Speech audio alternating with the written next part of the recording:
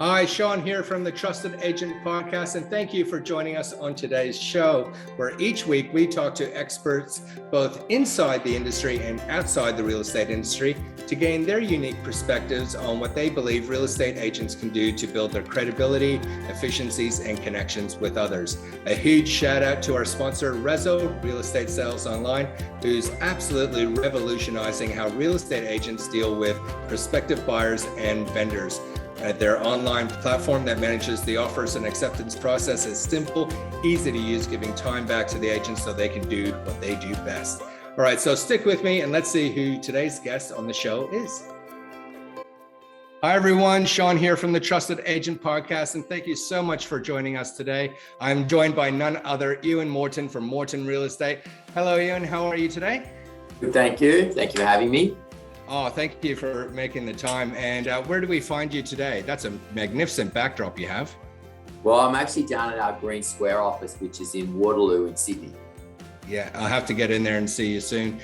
Ewan, thank you so much for joining us. When we're putting together a list of the speakers and guest contributors that we wanted to get on the show, we're looking for people that had a long-standing relationship within the industry, that had experience perhaps internationally and domestically that they could lean on, awards that offers greater credibility, and well, by God, you got it all. You're a generational real estate agent, and never one shy of expressing your views on the real estate industry and how we can take it further and be better together. So I'm so excited to have you on the show.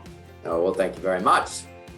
For the viewers and listeners who perhaps haven't had a chance to meet you, could you give us a bit of a background as to how you got into real estate and to pretty much how you've gotten to where you are today?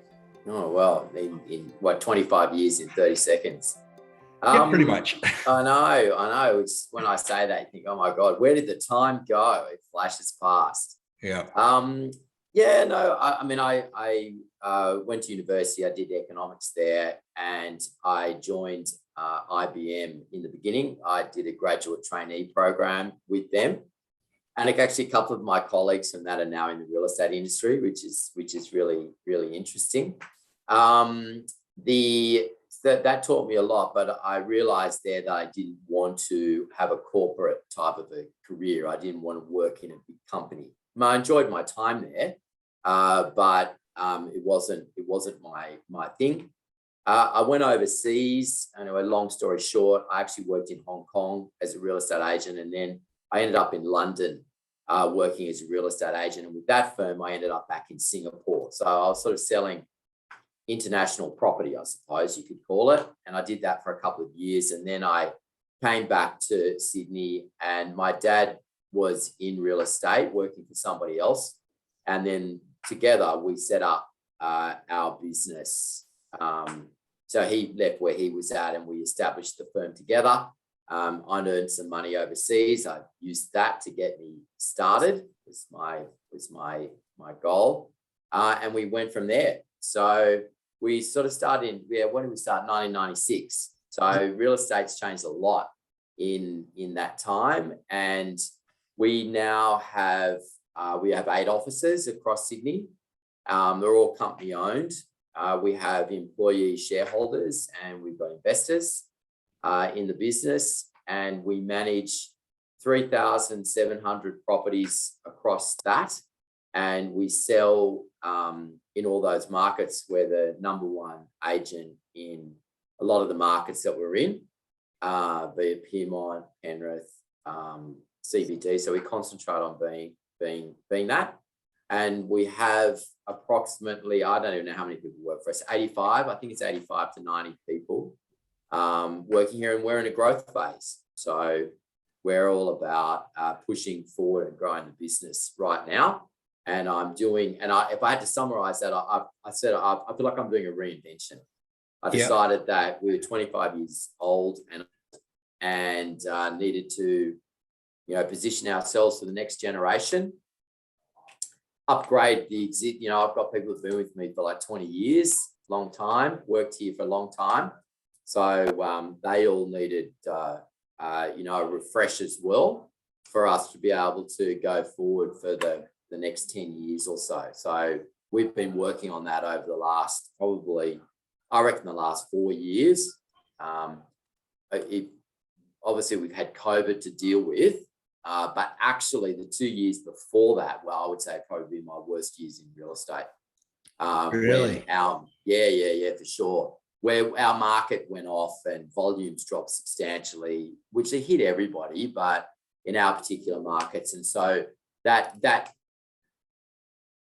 what's driven us to rent. That was a tough time. You know, we sort of declined in profit for a whole bunch of reasons. Then COVID hit just to really, crank it up. I was like, I just really needed that like a hole in the head. But, just another lesson. I have this thing about the great God of real estate who looks down on me and, he's always trying to teach me things. So, it's like, no, you're not suffering enough. So let's just throw COVID in on top of that one so you can learn a few more lessons. And it's like, thanks for that. But we did. Yeah. So we had to, and I had to, think about myself and, what did I need to be and how did I need to change? And so, I call it the agony of leadership, where I've had to think about my style, and our business is too big for me to be able to drive it all by myself. And so we've been on a journey to work out how we empower our people, basically, and that's where we're at. So right now, I would say that I'm quite happy. I mean, everyone's had a good sales year, but our sales results have pretty much doubled on last year. We got hit by COVID because the rents got smashed. But we seem to be, we're hoping we're at the bottom of that now and starting to move forward. And culturally, we've implemented what we call the empowered leadership model, and we're still working it out, but we're getting much better at being able to support our frontline people and have them making decisions, not a removed, centralized head office sort of boring bunch of people who have got no idea. We've changed all of that. So culturally, we're coming into a really good space. I'm very happy with that at the moment. So after 25 years, 8 offices, 85 staff, over 3,500 properties, and #1 agents within all your marketplaces. I just love that you say, and we're still in a growth phase. I mean, a lot of people would be exhausted. Yeah, I know. Everyone says that to me. I'm 54, so I started the business when I was like 28, and everyone sort of goes, I've had all this, you should be thinking of selling it or doing this, or what's your succession plan? And I honestly think, well, I can now get started. It's like, okay, well, I've done the 25 years, but I've got a foundation now. That's great. So now I can actually get started. It's like, I think we got a business here. I think we're okay. Yeah. But it's interesting. I always judge my emotional sort of, how I feel about it emotionally. And I really do think, I'm like, okay, right, I can now get started. I've done stage 1, and I can now get on to stage 2, and and really build it up to the next level. And that's our goal, is to basically try and double it. Sorry, your goal is to double it. Double it. Yeah. We've not got no real reason why we're doing that. It's just that it seemed like fun. Because you can. It's like, well, what else am I going to do? I won't be able to get a job somewhere else. I'm too old. So I was like, oh, well, I'll just have a go. And that's sort of in the space that we're in. So with some people, I'm all about setting goals and really drilling down and, grow models and really getting the essence. What are the metrics? And when you say you want to double your business, is that double revenue, double your headcount, double your offices, the whole thing? Just double it. Just double it. Double it. We'd like to get to 8,000 managements, and then, the sales on top of that. Like, I'm very much focused on the sales and new business, like the new landlords. So that's my main focus. And I've got a joint managing director or business partner, David, and he runs the rest of it. And that's really allowing me to be super focused on building the sales side of it and going up. So like we put on I think we put on 10 people this year just in frontline, like in sales teams, new business, whatever. So we're really cranking it up from from that perspective to get the growth. From the beginning, what we sometimes see with agencies is that there's, for no real reason, but sometimes it just happens, that we see a separation between sales departments and the property management side. Yeah. You don't operate like that. No. When did that start, that real strong synergy between the two?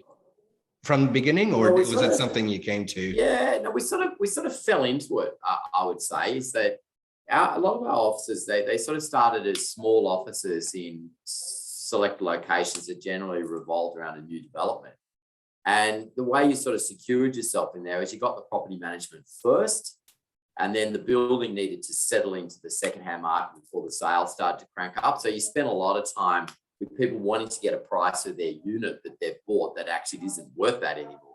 It's actually worth less than what they paid for it. So they generally went down a property management route for a couple of years while the market got used to the building and things started to move on. And so from that, we always found that it was a bit dovetailed. So you couldn't sell it, so you'd rent it, right? Someone was renting it, they wanted to rent, you'd sold it.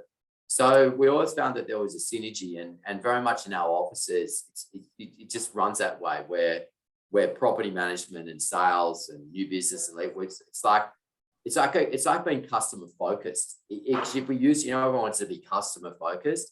Well, we've been customer focused for years, but we didn't really realize it. In that it's just that we all had everyone working together, and they tended to be small offices in built up areas like the CBD and Woolloomooloo. Like the rents are horrendously expensive. So you had tiny offices that you squeezed everybody into.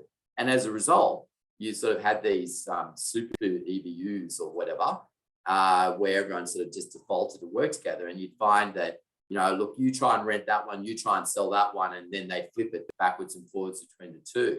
So we sort of matured a bit since then, but that's really how it came about. And we also realized that in our marketplaces, which were very much investor driven, if you want to control the market share, if you control the rent roll, you control the market share.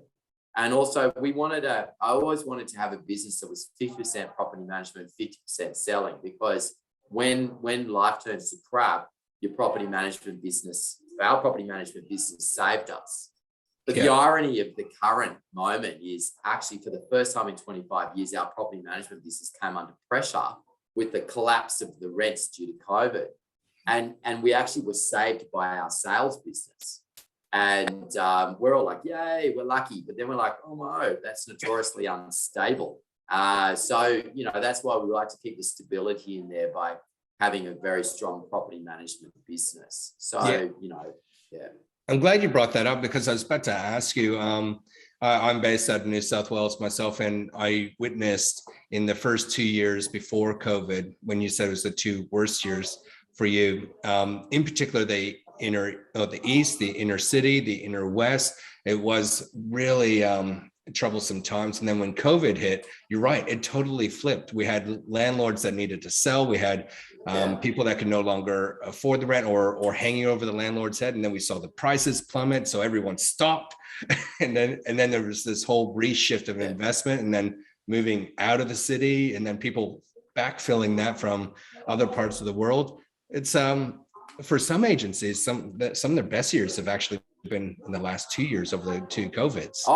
The last 2 years have been great, right? And also we went, like it's like when we got into COVID, like we didn't qualify for job seeker because we had to be 30% down, right? And we had the worst year we'd ever had, and we need to be 30% down on the worst year. Yeah, and we saw 20% declines. It was about 18 to 20%, but it wasn't. Yeah, like I said, it didn't matter how much we recut the spreadsheet, we couldn't qualify. So we had to go through COVID with no job seeker.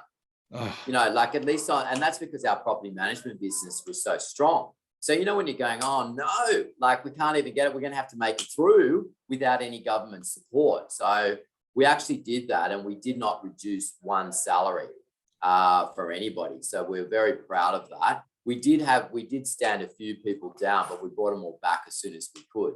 So, and that was a really major moment, because when that COVID hit, it's like everybody jumped on Excel and started doing the disaster spreadsheet of how they were going to manage expenses and whatever. And we did exactly the same thing. And we had this sort of master plan of what was going to happen when.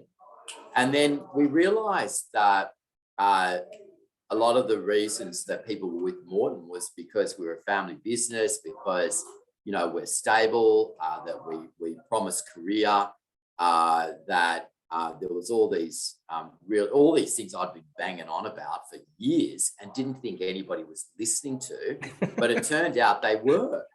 And so we went, oh my God, like if we cut the salaries here and do all that, we potentially are going to do the worst cultural thing that we can. And everything that we stand for is about helping our people grow and succeed and whatever. And so, well, we're just going to have to suck it up. So we didn't cut anybody's salaries. And we just went week by week.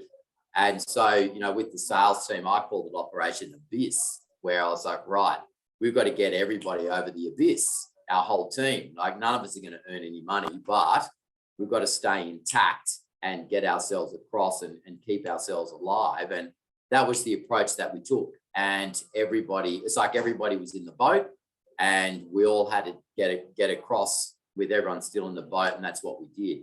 So, it's interesting, it was a very interesting sort of time when to sort of reflect on your culture and, the values of the business. And then we realized, that we've got to keep going on that front. And that's what we've been doing is working on things like our values, working on our culture, working on empowerment, working on leadership, all that type of stuff, I reckon takes more airplay than, what's the latest prospecting method. Yeah. No, I think when I've been talking with some other guests around how they managed through that period, values and leadership and capabilities and culture was absolutely discussed, because we saw some agencies get torn apart, but then we saw some agencies just get so strong in coming together and tight. Yeah. We didn't we lost people because, we're everyone had to work super hard. Everyone comes together in a crisis quite well, but it also causes people to reflect on what they want from their lives, and potentially what they want from their life is not Morton real estate.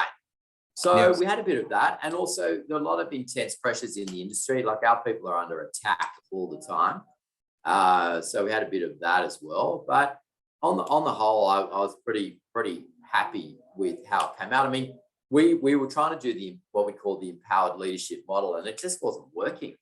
And I couldn't work it out. I'm just like, what is going on here? We just didn't seem to get it. Like the whole empowerment thing, people were pushing back at us big time. It was like, because they went, well, I called it like the union movement took over, where suddenly they were like, you're expecting us to do more tasks and, more responsibilities, and we've got a demarcation in all this, and I won't do this and I won't do that. And I was like, that's really against my whole sort of ethos, really. I'm just like, everyone get out there and have a crack. Like, why are we suddenly having job description discussions? It all got a bit sort of weird. But what I realized is that we were trying to empower the team, and that suited us, right? So that suited the leadership team. It's like, yeah, you're empowered, meaning I've transferred responsibility to you and judgment. So what we realized is that they were willing to have a go and be leaders, but they didn't want to be left high and dry, being judged for mistakes. And I reflected on that, and I just thought about my 25 years and how many mistakes I've made, and how many times I've tried with a plan that turned to rubbish, or, people you brought on that, they left. So like, bloody hell, that was a waste of time. Like a lot of stuff like that. And I realized that we needed to add another bit to it, which was, I'll empower you to make decisions and run your office and do whatever, and I will be with you. Yeah. So during COVID, I visited offices. Like I come to Green Square every Monday. I'm not often doing Green Square stuff, but they like having me here, and I like being here, in terms of connecting with the people. And this is probably a good example, this office that blew up a couple of years ago, it just turned into an absolute disaster. And Jenny Diaz, who runs this office, she decided that she wanted to grow it. And I went, okay, I'll support you. So, we've been at it for the last couple of years, and it's not been easy, and we've met challenge, but she knows I'm 100% behind it, because any decision she makes is made with me. And also, if it turns to crap, I said, don't worry about that. We'll take the rap together, and I'll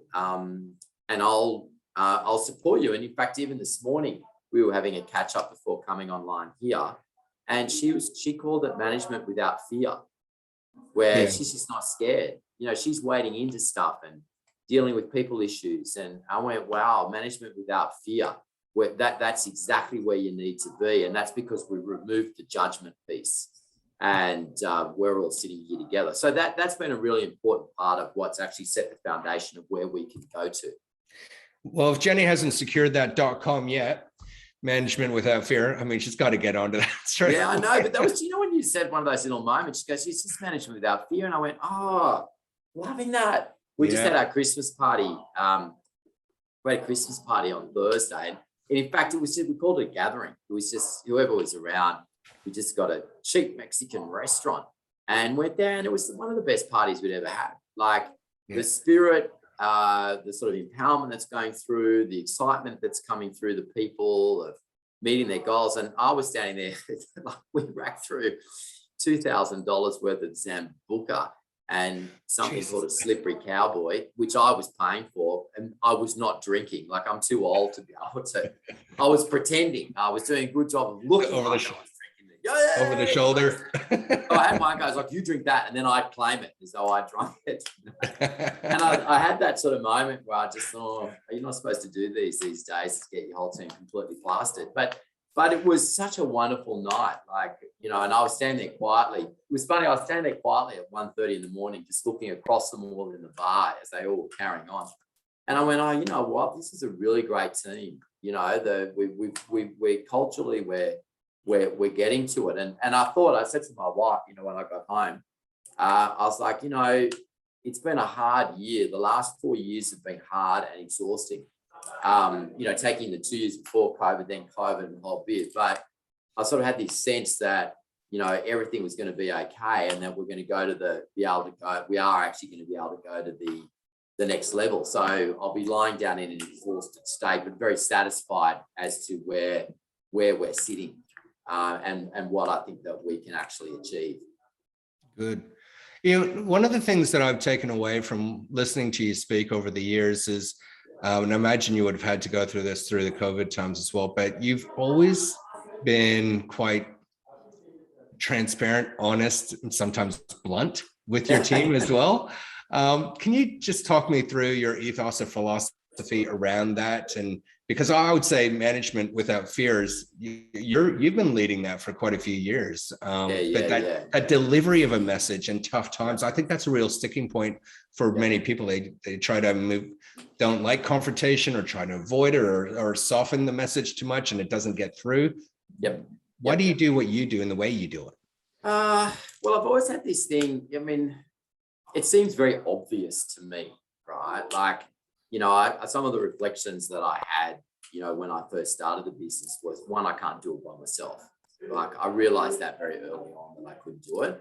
And then I needed to bring people with me on the journey. Otherwise, it just was going to be impossible. And also carrying all that responsibility, we've got it's payroll this week. So I don't know how many hundreds of thousands we're spending on Wednesday. But that doesn't bother me, and I won't even think about it in terms of doing it. So it's being able to carry that responsibility. And I've always had the view that anybody can ask me any question they like about the business, and I will answer it, right? And do you know what? They never ask me, right? That's what's the minute they feel like the minute they feel like they can't ask you, that's where the problem is. Well, we very much are managing to profit. So you got to make money as a business, and you've got to balance. You see, there's you've got profit, and you've got culture, and you've got growth, and those three things are generally at odds with each other at some sort of point, and you've got to try and get a balance between all of those things. So I've always been very much, you can ask me anything.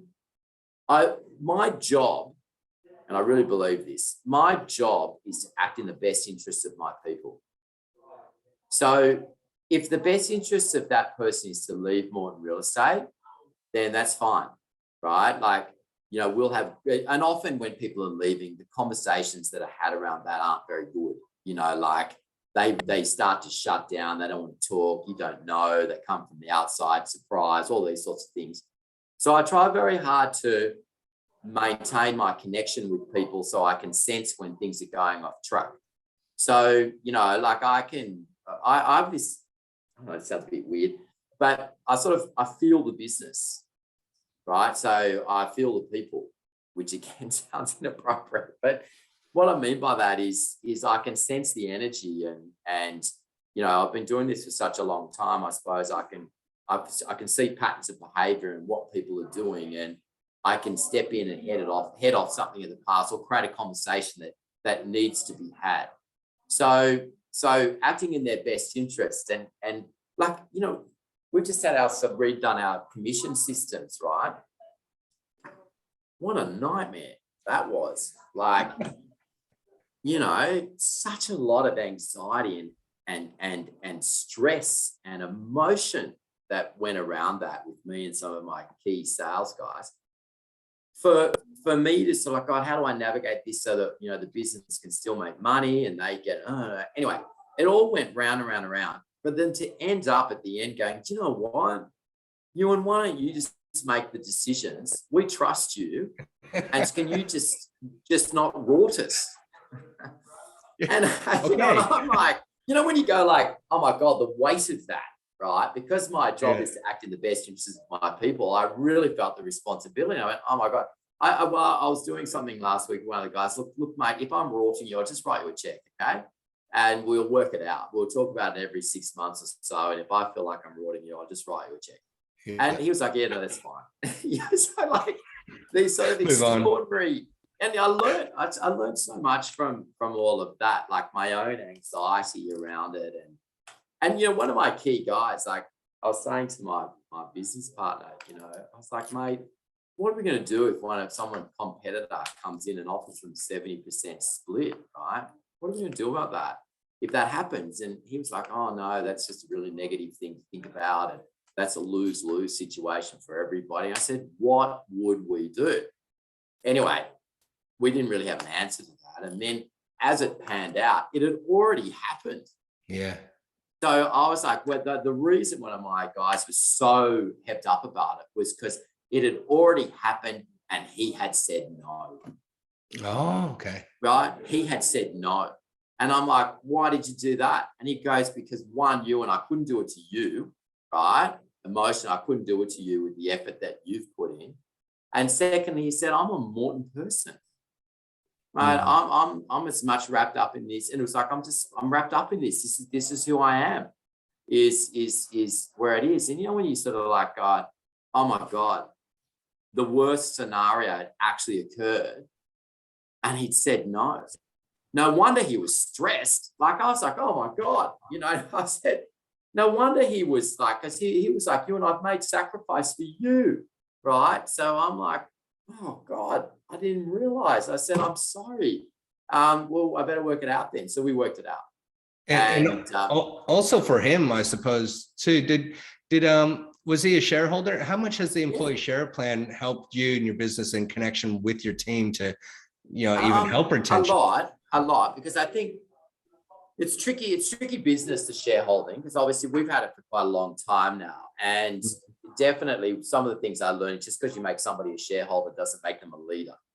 Yeah. So leadership is a completely separate thing to shareholding. I definitely think it's like getting married. You know, you make that commitment. This is it, right? For better, for worse, we're all in the boat together.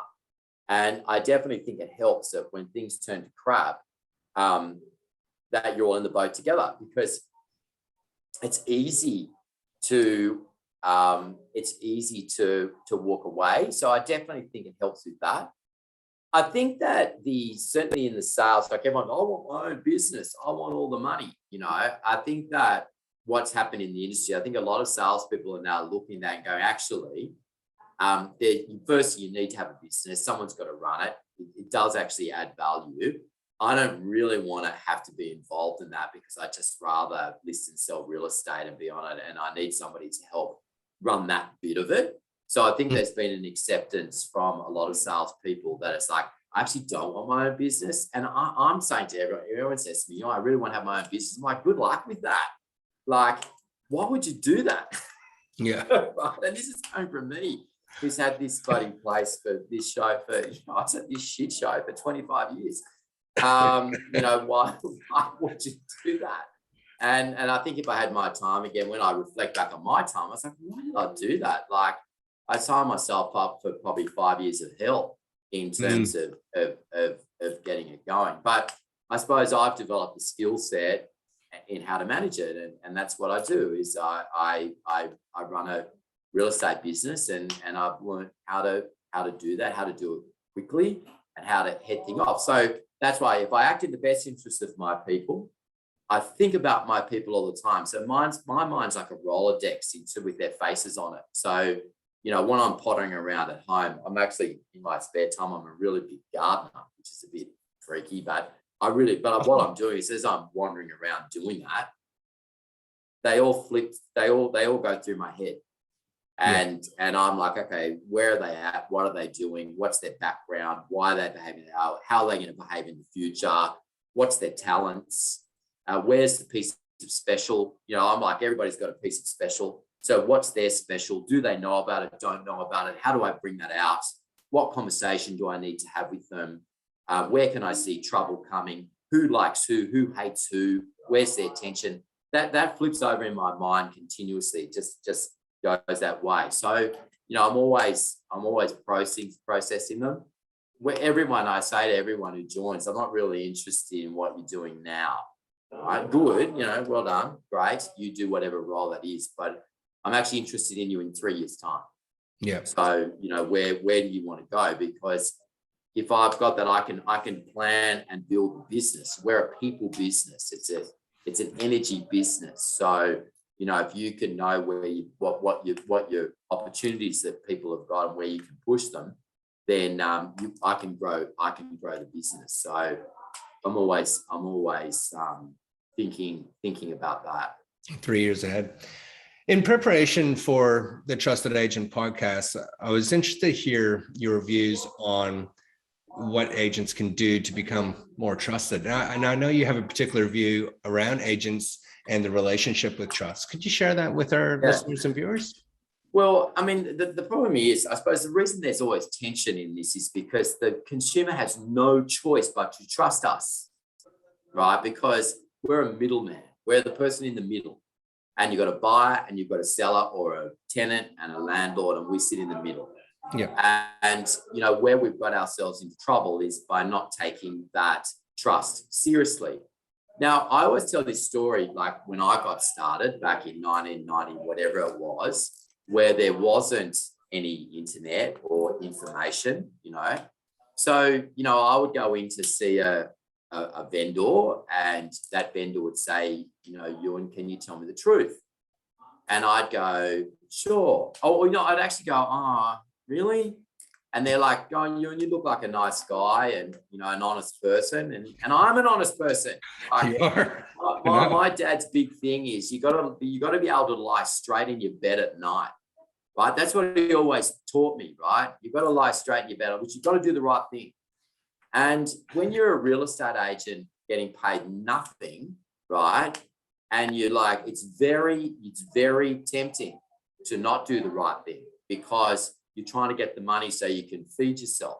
So I'd be going in to see the vendor, and the vendor's sitting there, and Ewan, you're a good guy, blah, blah, blah, tell me the truth. And I go, oh, bloody hell, okay, right, I'll tell you the truth, right? So I'd say, okay, well, your house is worth $500,000.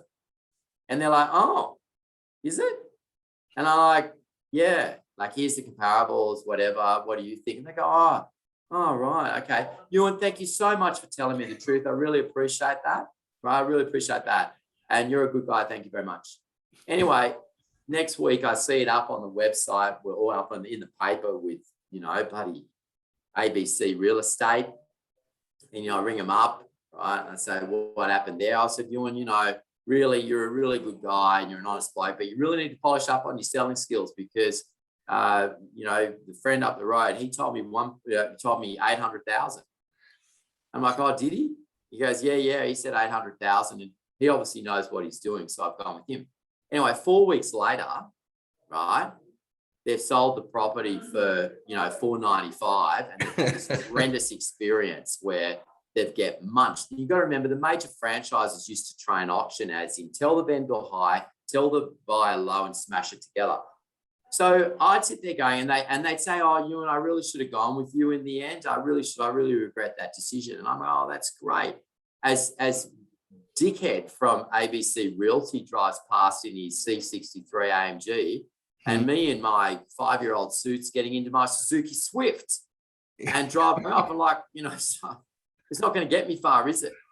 So, there's this whole thing. So it's like this, the consumer saying, I want you to tell me the truth. And the beauty of Price Finder and RP data is the vendor can work it all out themselves. And, agents, we're not so smart.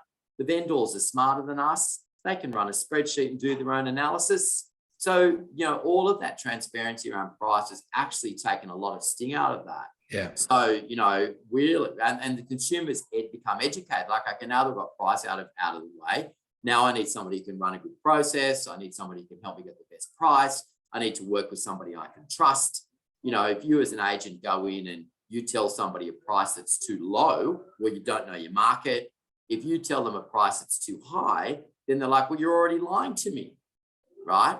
So there's better information out there for a vendor to call our bullshit, basically. And it's great.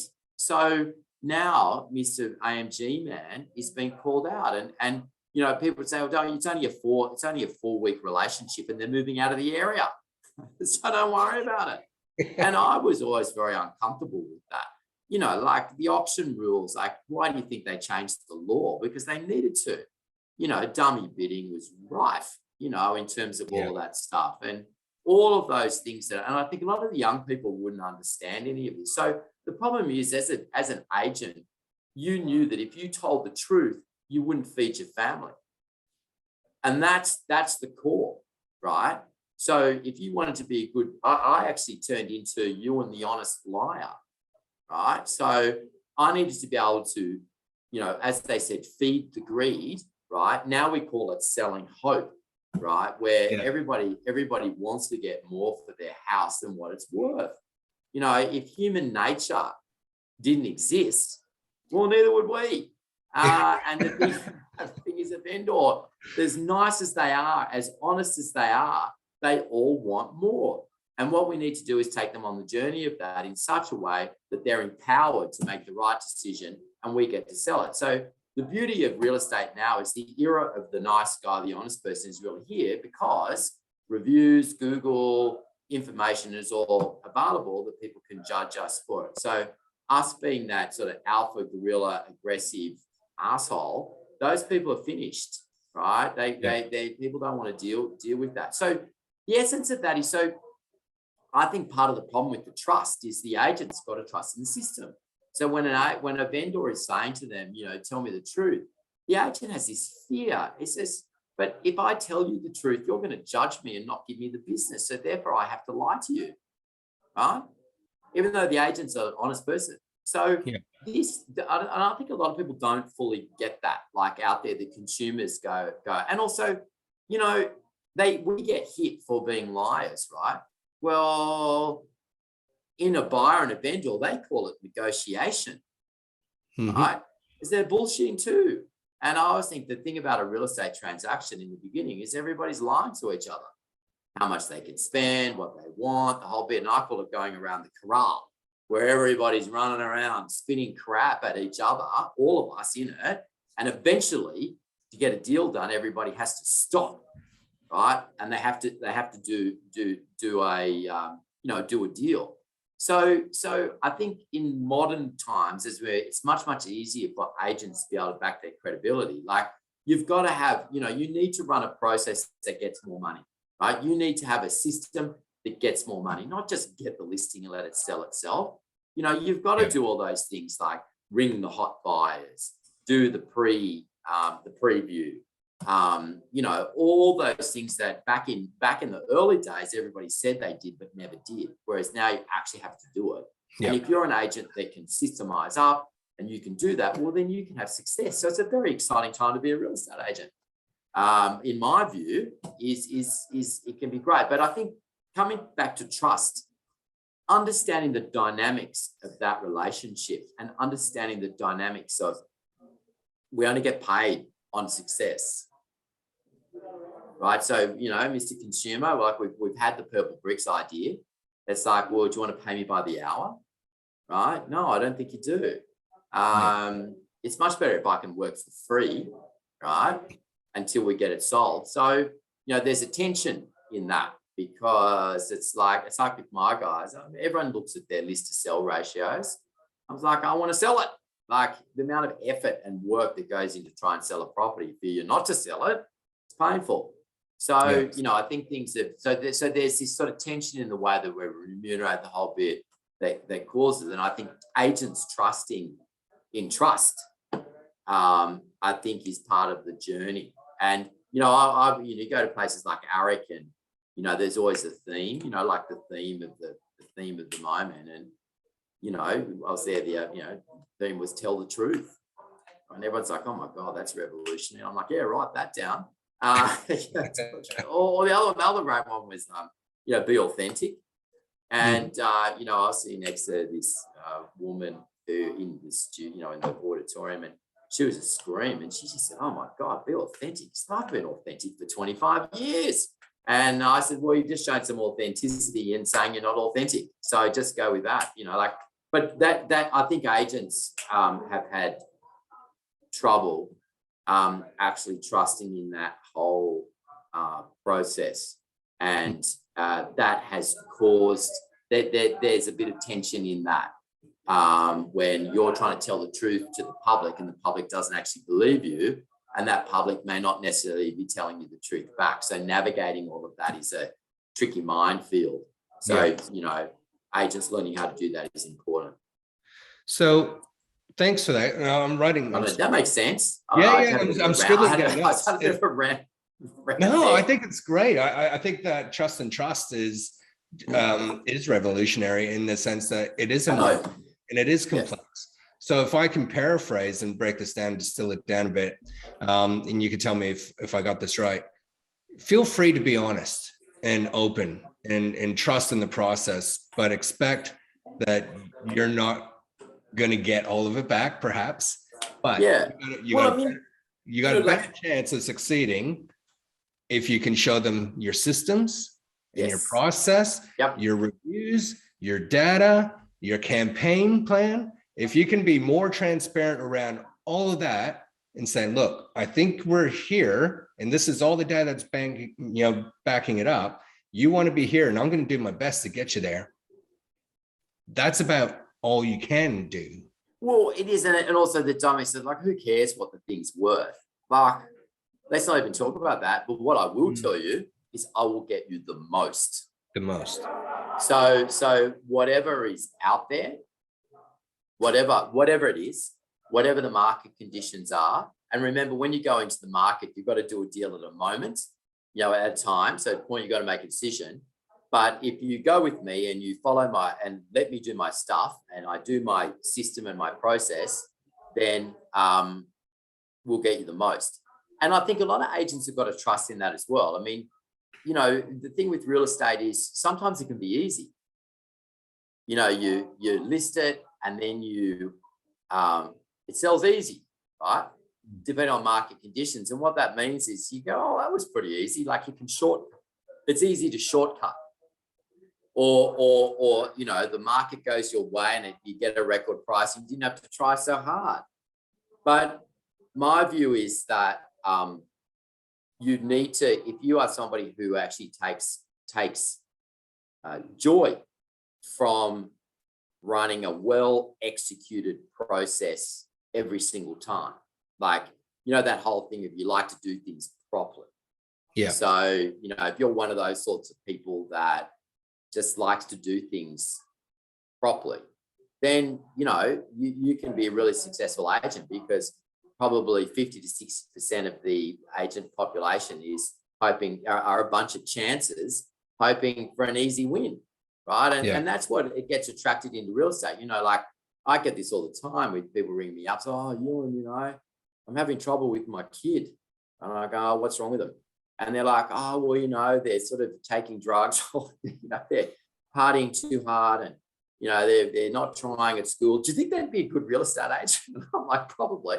Like, well, the truth is, well, they need to learn discipline, and they need to, it's a whole lot, and they need to be honest, and a whole bunch of things they need to do. But, being an out of control, drug taking lunatic that has no respect for other people doesn't generally make for a good agent. And themselves. Yeah. It's like, no, go and be a lawyer. Or do something else. But I mean, it's interesting, real estate's that sort of thing where people think, oh, I've got absolutely no skill whatsoever.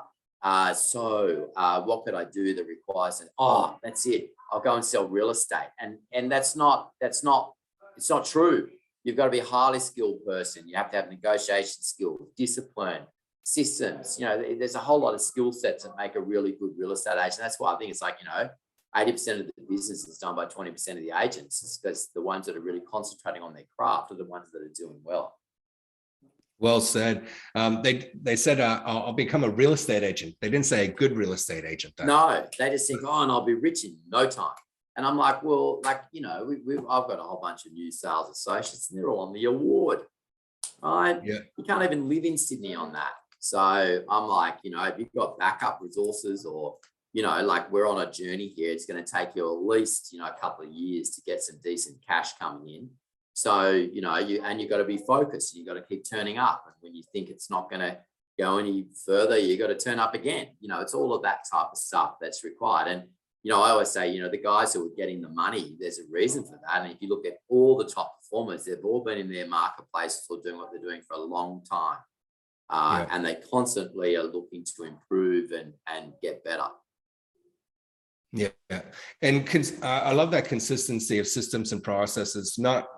That doesn't usually come front of mind when people think real estate, but it is so important. And that's where you see the people that have been in the market for so long, they've just gotten better with that cadence of this is how we do things here. And if there was a new player that came into the market, that could make an impact or ruffle some feathers, it's usually because they've got a strong system or process. It's not because of anything else usually. 100%. And it's doing everything right. So this is what I was talking to you at the beginning of this conversation about reinvention, right? And next year, let's just get the basics right. Let's make sure we're doing all the just listeds and all the just solds. Let's make sure we're doing previews. Let's, make sure we're keeping all our tenants updated with what's happening with the property. Like there's a lot of, and I suppose technology's improved enormously. That creates us massive opportunity to deal with these things, but no one knows how to use the buttons. So, it's just getting all of those sort of small things right all the time, which I think is the trick to, is the trick to being successful. The other thing I've always learned, if you tell the truth, people engage with you and they tell you their truth. And from that, you can actually learn stuff. So, it's all good. It's fun.